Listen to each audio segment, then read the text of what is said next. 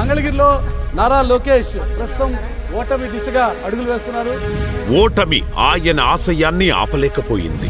విమర్శలు ఆయన ప్రయాణానికి అడ్డుగా నిలవలేకపోయింది. సవాళ్లను చిరునవ్వుతో స్వీకరించడం అలవాటుగా చేసుకున్నాడు. తడబడే అడుగుల నుంచి నడవడిక నేర్పిన అమ్మ మాటే బాటగా సాగాడు. కుట్రలు కుతంత్రాలకు ఎదురొడ్డి నిలిచాడు, గెలిచాడు, తన పార్టీని గెలిపించాడు. తెలుగుదేశం మీసం తిప్పాడు. ఎవరూ తీసుకోని విద్యాశాఖను ఛాలెంజ్గా స్వీకరించాడు.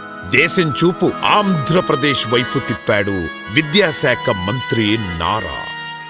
ఆంధ్రప్రదేశ్ విద్యారంగాన్ని దేశానికే దిక్సూచిగా నిలపాలనే లక్ష్యంతో విద్యార్థుల ఉజ్వల భవిష్యత్తే ధ్యేయంగా మంత్రి నారా లోకేష్ పనిచేస్తున్నారు. విద్యార్థులపై పుస్తకాల భారాన్ని తగ్గించి వారిలో సృజనాత్మకతను వెలికి తీయడానికి వినూత్న కార్యక్రమాలకు శ్రీకారం చుట్టారు. ప్రతి శనివారం పుస్తకాలు లేకుండా పాఠశాల